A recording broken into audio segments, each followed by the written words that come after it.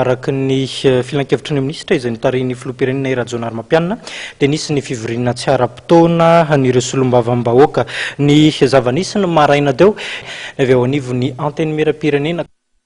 Ny fivoriana izay mpikamanao amin'ny braomatry ny Antenimieram-pirenena no antony ny antsoin'ny filan-kevitry ny ministra fivoriana tsy ara-potoana faharoa. Tsy mbola nirosona nefa androany izay fivoriana izay. Mbola miroso aloha amin'ny fandiniana andrijaten'ny mikasika ny fivoriana eo anivon'ny androm-panjakana izy ireo. Ny fanapahan-kevitra izay navoakan'ny RCC izay milava fa tsy mifanohitra amin'ny lapanirena ny fitsipika anatiny saingy ilaina kosa ny fijerena manokana andrijateny amin'ny andin'ny faharoa ambin'ny folo andalana fahatelo sy ny andin'ny fahatelo ambin'ny folo andalana fahasivy.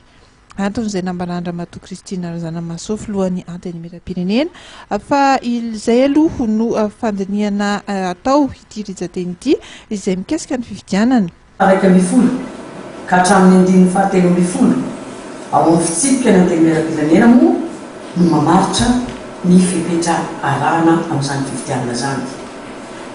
Raha namaky ny fanapahana laharana fahafito ny ordre constitutionnel isika tamin'ny roa Mey mikasika ny fitsipika anatin'ny Antenimieram-pirenena izany nefa dia milaza ny tokony hisina fa andrafetana vaovao ny rijateny ao amin'ny andalana fahatelo any andininy faharoa ambin'ny folo sy ny andalana fahasivy andininy fahatelo ambin'ny folo ao amin'io fitsipika anatin'io izay ampiasana amin'izany fividianana izany.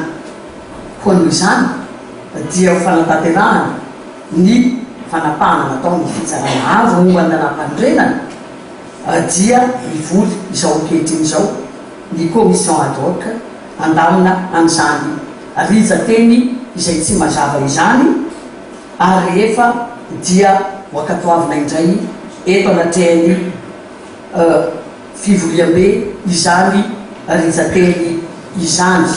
Taorian'ny fisokafan'ny fivoriana dia avy hatrany dia nirosona nanao ny asan'ny comité ad hoc nandinika momba ny fitsipika anatin'ny Antenimieram-pirenena izay notarihan'ny maître Razafimanatsoa.